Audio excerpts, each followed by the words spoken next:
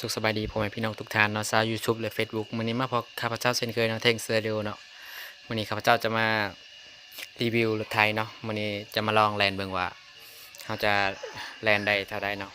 กับรถไทยจากอาทีร้อยแล้วก็โค้งสยามเนาะเราจะไปแลนเบิ่งถนนใหญ่และแลนเข้าในเมืองว่าอ่า ทุกคนที่เห็นรถหน้าตาของรถนี่จะเป็นเขาจะมีท่าทางใดๆเนี่ยเนาะไปกันเลยเนาะไป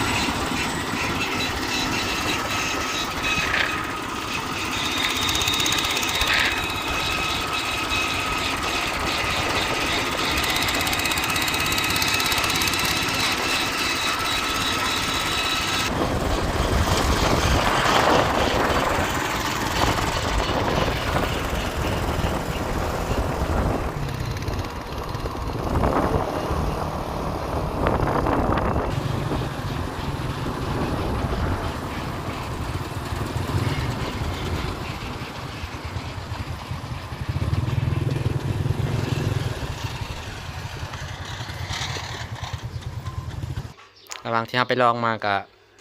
แลนประมาณ65-70ได้เนาะประมาณนี้เนาะแลนเขาในเมือง